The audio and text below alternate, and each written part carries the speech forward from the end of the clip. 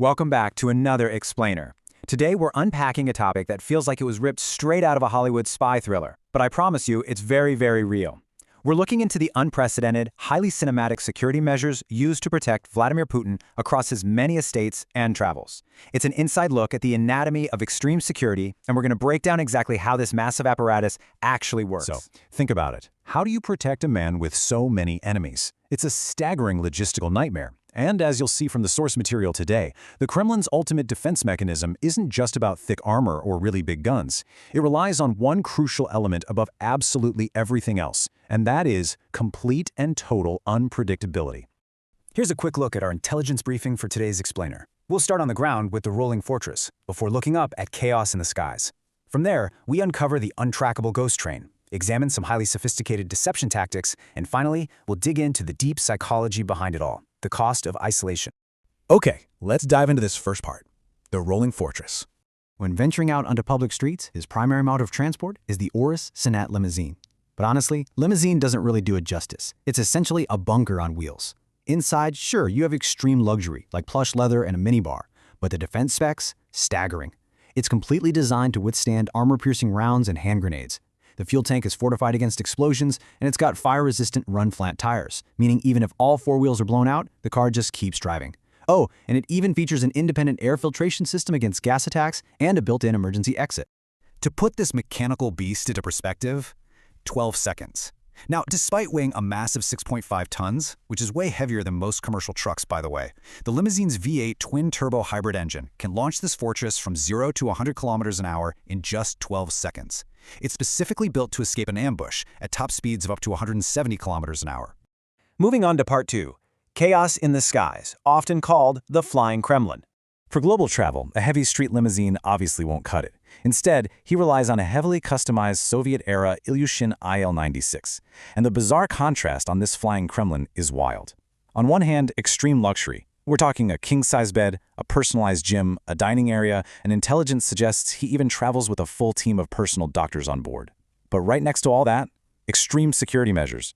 It's packed with an advanced communications array, a built-in missile defense system, and get this, an emergency escape pod.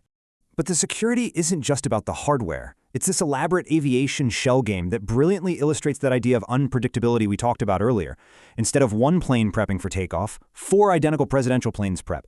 They all take flight simultaneously and then scatter across completely different routes. The entire goal here is to mask his real location from any adversaries trying to target the genuine flight.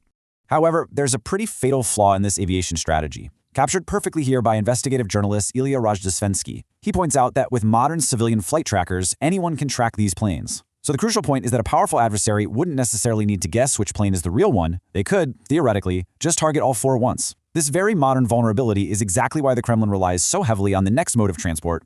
Section 3. The untrackable ghost train.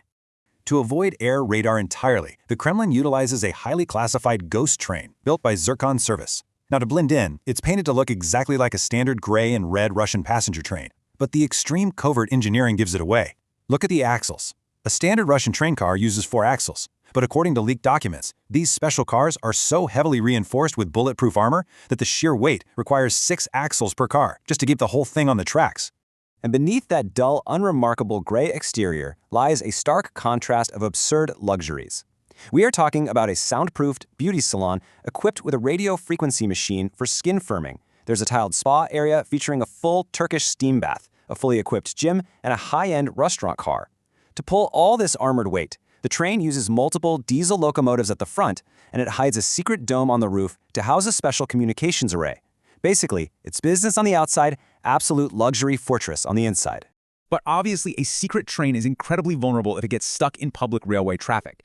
So this ghost train completely bypasses standard infrastructure. It doesn't appear on any official timetables whatsoever. Instead, it speeds along its own secret, undocumented railway tracks that terminate directly at private, highly guarded stations built exclusively for his residences. We're talking places like Nova Ogariovo, Valdai, and even an estate down in Turkey. It is, for all intents and purposes, a completely parallel transit system. All right, moving into Section 4, Sophisticated Deception Tactics.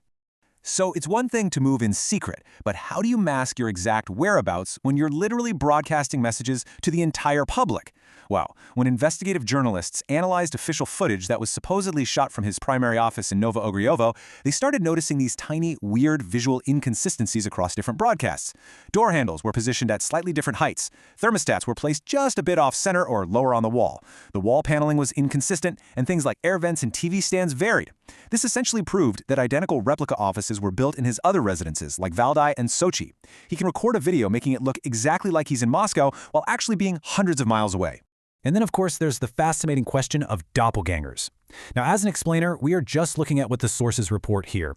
And there are two highly conflicting narratives. On one side, Ukrainian military intelligence claims he uses at least 3 surgical body doubles, identifying them by analyzing their heights, body language, and even the shapes of their earlobes. But on the other side, we have cover operations. A former Russian Federal Guard service officer denies the use of full surgical body doubles, but he does confirm extensive decoy maneuvers. This is where lookalikes are publicly escorted into decoy motorcades and planes to throw off observers, while the actual leader remains safely out of sight.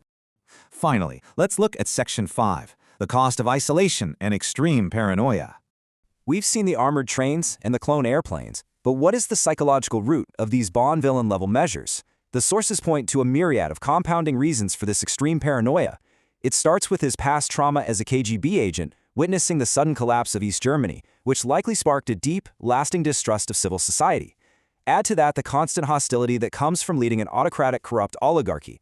Then there's the very real fear of internal political opponents plotting an overthrow, a notion ironically encouraged by his own intelligence services.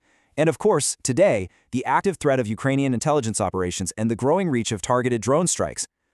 All of this paranoia dictates his daily life in exhaustingly micromanaged ways. His meals, exclusively prepped by personal chefs who source their own ingredients. But before he takes a single bite, a portable lab tests the food for poison.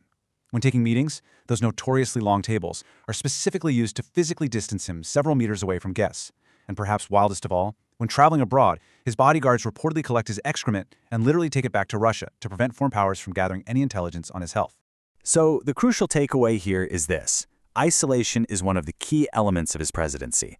The source material notes that he prefers to micromanage everything. His core philosophy seems to be that holding sole decision-making power is the ultimate source of his authority. To share access is to share power, so he relies on absolute, total isolation to maintain his grip on control. Which leads us to a really provocative question to end on. Is it possible to have infinite security but zero safety? Think about it. You can build all the 6.5-ton limousines you want, launch all the clone aircraft, ride around on an untrackable ghost train, and broadcast from identical replica offices. But despite this vast, unprecedented infrastructure of extreme security, the one thing these measures apparently cannot provide is a genuine, lasting sense of safety. That wraps up our explainer for today. Keep analyzing the structures around you, keep asking questions, and we'll see you in the next one.